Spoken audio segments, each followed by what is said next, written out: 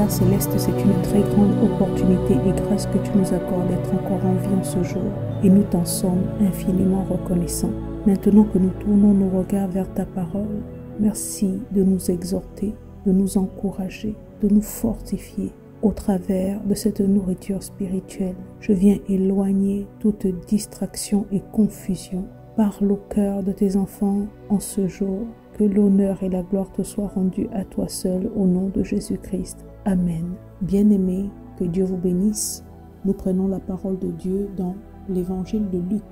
Chapitre 1, nous lirons du verset 5 jusqu'au verset 17. Je suis dans l'édition de Louis II. Du temps d'Hérode, roi de Judée, il y avait un sacrificateur nommé Zacharie de la classe d'Abia. Sa femme était d'entre les filles d'Aaron et s'appelait Élisabeth. Tous deux étaient justes devant Dieu, observant d'une manière irréprochable tous les commandements et toutes les ordonnances du Seigneur.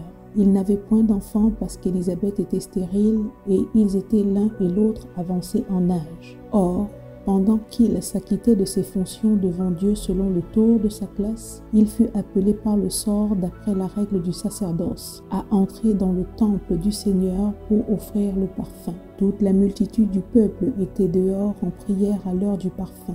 Alors un ange du Seigneur apparut à Zacharie et se tint debout à droite de l'autel des parfums. Zacharie fut troublé en le voyant et la frayeur s'empara de lui. Mais l'ange lui dit: ne crains point, Zacharie, car ta prière a été exaucée. Ta femme Élisabeth enfantera un fils et tu lui donneras le nom de Jean. Il sera pour toi un sujet de joie et d'allégresse et plusieurs se réjouiront de sa naissance, car il sera grand devant le Seigneur.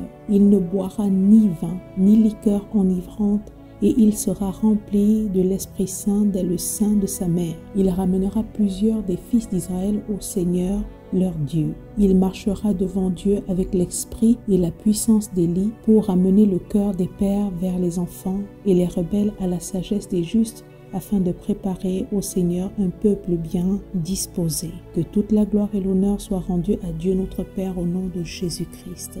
L'histoire de Zacharie et Élisabeth, parents de Jean-Baptiste, une histoire connue par certains, dont nous nous servirons en cette édition pour nous encourager. Aujourd'hui, j'aimerais encourager tous ceux qui se trouvent à traverser des moments d'attente, tous ceux qui actuellement ont le regard tourné vers Dieu en quête d'exaucement. Et pour ce faire, je commencerai disant ceci: bien-aimé, qu'importe l'épreuve que tu traverses en ce moment, ne perds pas espoir. L'Ecclésiaste chapitre 9 verset 4 dit: pour tous ceux qui vivent, il y a de l'espérance. Même un chien vivant vaut mieux qu'un lion mort. Oui, bien-aimé, tant qu'il y a encore en nous le souffle de vie, il y a de l'espoir, on ne lâche pas. On s'accroche fermement aux promesses de Dieu. C'est celui ou celle qui persévère dans l'épreuve jusqu'à la fin qui obtient la victoire. On lutte jusqu'à l'exaucement en demeurant dans la prière fervente, la marche constante dans l'obéissance à Dieu. Car, voyons-nous, à nouveau dans cette édition, j'aimerais mettre en garde un enfant de Dieu contre le découragement. Jamais le croyant ne doit lâcher la main de Dieu dans les moments difficiles. Le découragement est une arme fatale de l'adversaire qui marche avec le doute, les murmures, la peur, l'anxiété. Surtout quand l'épreuve perdure dans le temps. On peut noter chez certains l'apparition de sentiments tels que la colère, la frustration, la résignation, la tristesse et autres qui poussent à se détourner de Dieu et à emboîter une direction, le chemin de l'abomination des solutions diaboliques. Je le redis à nouveau dans cette édition, il n'existe pas de vie sans épreuve, encore plus de marche chrétienne sans combat. Mais c'est pas pour autant qu'on doit se détourner de Dieu. Le découragement fait basculer dans une spirale diabolique qui coûte cher, car conduit à la destruction moyennant plusieurs désillusions, souffrances et autres à la longue, pour qui ne sait pas se ressaisir rapidement. Enfants de Dieu, retournons à méditer la parole de Dieu qui est la vérité, telle que le déclare Jean 17:17, et faisons absolument confiance à Dieu. Qu'importe la situation compliquée, les affronts, les douleurs, parfois même les mauvais traitements, regardons à Dieu. Il est le seul capable de nous secourir. Le psaume 34, verset 19 dit « Le malheur atteint souvent le juste, mais l'Éternel l'en délivre toujours. » Bien-aimé, est-ce qu'on le croit? Est-ce qu'on le croit, bien-aimé? Il est certes vrai, comme l'Ésaïe 55, verset 8 le dit, que les voies, les pensées de Dieu ne sont pas les nôtres. Le timing de Dieu n'est pas forcément le nôtre. Nous, humainement, nous sommes limités. Mais Dieu, dans sa miséricorde, n'oublie personne. Et ce n'est pas parce que parfois nous ne voyons rien physiquement que spirituellement la main de Dieu n'est pas en train de se bouger en notre faveur. Souvenons-nous que dans le spirituel, il y a un principe très important. Il faut croire pour voir. Alors que humainement, nous cherchons toujours à voir pour croire. Avec Dieu, je le redis, comme tu crois premièrement, c'est comme ça que tu reçois ensuite. C'est un principe biblique, c'est la loi de la croyance. Le juste vit et marche selon la foi, Hébreux 10, verset 38. Qu'importe la réalité triste, le juste vit par la foi. Il vit dans l'assurance que Dieu, dans le malheur, la détresse, la maladie, les attaques de sorcellerie, les injustices, mettez le mot que vous voulez, Dieu est là et se tient auprès de lui. Tel que le déclare le psaume 46, verset 1, que Dieu est pour nous un refuge et un appui, un secours qui ne manque jamais dans la détresse. Bien-aimé, la foi en Dieu, qui est cette ferme assurance des choses qu'on espère, une démonstration de celles qu'on ne voit pas, est très importante. Et aujourd'hui, nous avons comme exemple deux personnes, Zacharie et Élisabeth, dont les prénoms respectifs signifient pour Zacharie, Dieu s'est souvenu, et Élisabeth, serment, promesse de Dieu. Un couple de croyants, des personnes justes devant Dieu, qui observaient, nous dit la parole, de manière irréprochable, pas un seul, mais tous les commandements et toutes les ordonnances du Seigneur, mais qui cependant, nous dit le verset 7, n'avaient point d'enfant parce qu'Élisabeth était stérile et tous les deux étaient avancés en âge. Donc, toute une vie passée dans la piété et service à Dieu, à aimer respecter méticuleusement tous les commandements de Dieu, mais sans avoir d'héritier. Ou dans une société où, je le précise, la stérilité, l'absence d'enfants était très mal vue. Elle était considérée comme un sujet d'opprobre, de honte, de déshonneur, d'humiliation à cause de cette condition fâcheuse. Zacharie et Élisabeth, bien que considérés par Dieu comme justes et irréprochables, aux yeux de la société étaient perçus comme des personnes non approuvées par Dieu parce qu'il manquait dans leur foyer la bénédiction d'enfants. Et cela pendant de longues années de mariage, alors que Zacharie était un sacrificateur, quelqu'un qui exerçait la fonction de prêtre devant Dieu dans le temple, et son épouse était une des descendantes d'Aaron. Bien-aimés, est-ce que nous réussissons à imaginer l'épreuve de ce couple?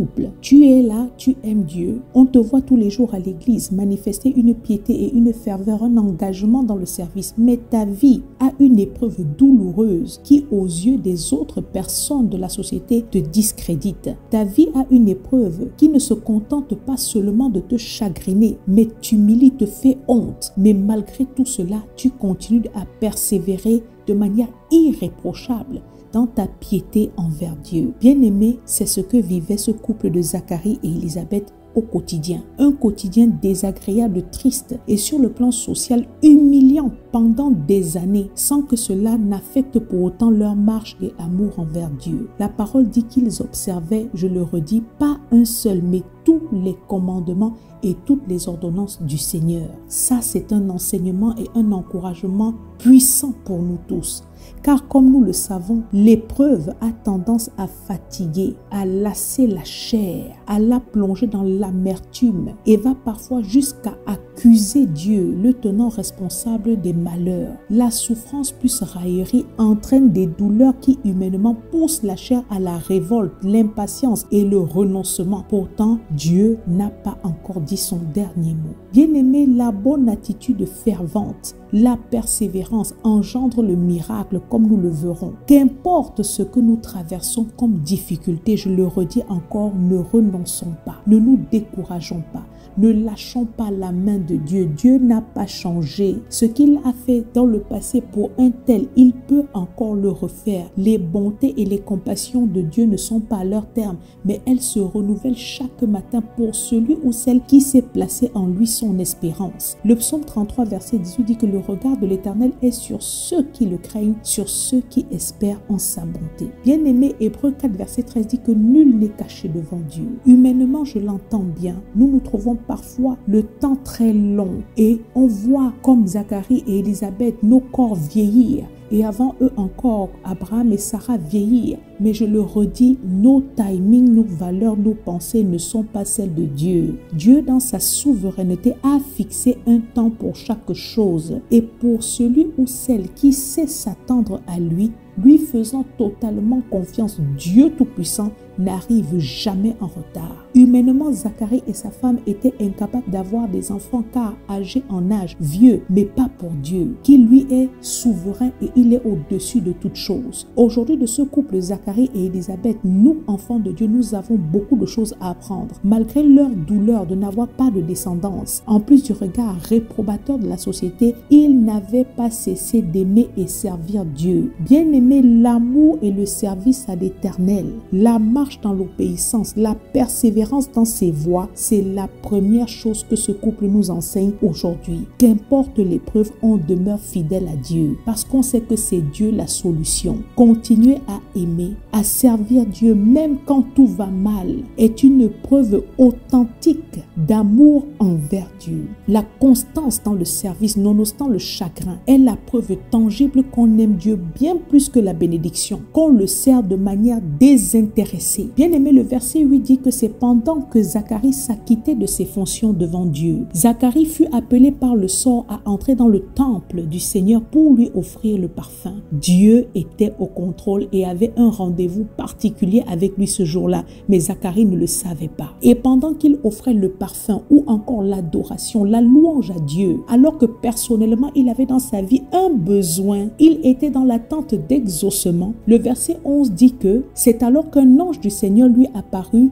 se tenant debout à droite de l'autel des parfums. Zacharie était resté fidèle à l'œuvre de Dieu, au service à Dieu. Il pouvait se défiler. Au vu de sa condition, il pouvait refuser de remplir sa fonction de sacerdoce. Mais il a accepté d'aller offrir la louange à Dieu malgré l'état dans lequel il se trouvait. Et pendant qu'il servait Dieu, Dieu a envoyé la solution, le miracle. Il a envoyé son ange se tenir là debout ou à la droite de l'autel des parfums. Bien-aimés, sachons qu'en tant qu'êtres humains, nous sommes bien trop limités pour savoir les voies de Dieu. Dans la louange, l'adoration profonde, comme l'étaient Paul et Silas au fond du cachot, Dieu Tout-Puissant a envoyé la réponse de manière miraculeuse. Dieu observait Zacharie dans son service et a envoyé son ange se tenir debout à la droite de l'autel des parfums. La droite, je le précise, est un endroit stratégique, la place favorable. Zacharie, en voyant l'ange, a été troublé et la frayeur, la peur s'est emparée de lui. Mais l'ange lui a dit: ne crains point Zacharie, car ta prière a été exaucée. Ta femme Élisabeth enfantera un fils et tu lui donneras le nom de Jean. L'ange a rassuré, n'aie pas peur. Zacharie, ta persévérance a payé. Dieu t'a entendu et exaucé. Tu auras un fils, tu recevras une grande bénédiction qui te remplira de joie et remplira également les autres de joie. Bien-aimé, je rappelle en ce qui concerne la bénédiction de Dieu qui enrichit et ne s'ensuit d'aucun chagrin, comme le dit le Proverbe 10, verset 22. Zacharie aura un enfant, un fils, mais un fils pas comme les autres. Un enfant qui, ta femme et toi, vous amènera encore plus loin dans l'amour et la consécration à l'Éternel. Un enfant, un héritier qui vous amènera à davantage louer Dieu, le Dieu Tout-Puissant. Un enfant qui fera de grandes choses pour l'avancement du règne de Dieu sur la terre. Bien-aimés, je nous rappelle qu'en tant que croyants, la bénédiction que Dieu relâche dans nos vies a un but. Le but de donner gloire, d'élever le nom de l'Éternel. La bénédiction de Dieu dans la vie d'un croyant ne doit pas être sujet de vantardise, d'orgueil, mais elle doit nous amener encore plus loin dans la consécration à Dieu. Elle doit encore nous faire avoir plus d'humilité et une attitude de reconnaissance profonde envers Dieu. Enfants de Dieu, que nos vies honorent Dieu, que nos désirs et projets soient pour la gloire de Dieu, car c'est la gloire de Dieu qui doit prédominer sur toute chose avant notre propre bonheur. On doit premièrement défendre et servir les intérêts de Dieu avant toute chose. Tout ce qui glorifie Dieu est ce qui doit nous rendre heureux et non le contraire. C'est-à-dire qu'un véritable enfant de Dieu, malgré les grandes opportunités que le monde, la vie peut lui ouvrir, lui servir sur un plateau d'argent, si cela ne glorifie pas Dieu, il ne doit pas s'engager. Si ce que tu es content de posséder n'est pas à la gloire de Dieu, bien aimé, ça ne sert à rien. Le véritable enfant de Dieu recherche en tout temps ce qui glorifie, bénit le cœur de Dieu son Père. Car quand Dieu est élevé, glorifié et béni, c'est alors que nous également, nos cœurs également le sont. On ne prend pas plaisir en ce qui attriste le Saint-Esprit. On ne prend pas plaisir en ce qui n'honore pas Dieu. Dans le service de Zacharie, Dieu a envoyé la réponse et l'a récompensé au-delà de toutes ses attentes. Il fut le père d'un enfant, d'un fils, et pas n'importe lequel, bien-aimé. Jean-Baptiste, instrument utilisé puissamment pour la gloire de Dieu. Bien-aimé, dans l'attente de ton exaucement, ne t'éloigne pas de Dieu. Je fais conclure l'édition d'aujourd'hui disant ceci. Le verset 23 dit que lorsque ses jours de service furent écoulés, il s'en alla chez lui. Dans l'attente de l'exaucement, comme nous le savons tous, si nous continuons à lire le passage, nous allons voir que Zacharie fut muet. Je rappelle Lamentations chapitre 3 verset 26 qui dit qu'il est bon d'attendre en silence le secours de l'Éternel. Quand Dieu t'a déjà promis une bénédiction, bien-aimé, reste en silence,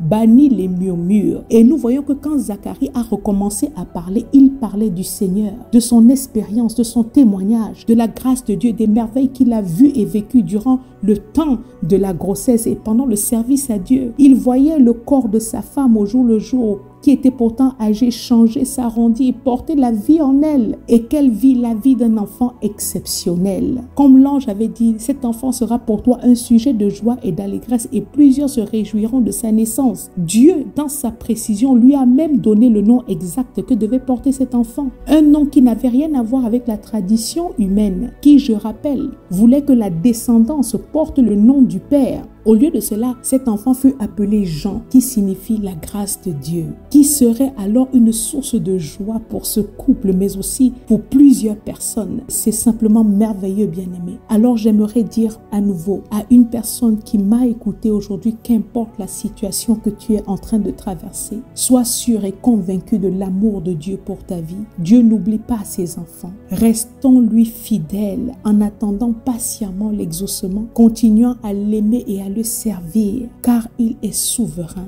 Dieu ne se trompe pas. Que Dieu vous bénisse abondamment au nom puissant de Jésus-Christ. Amen.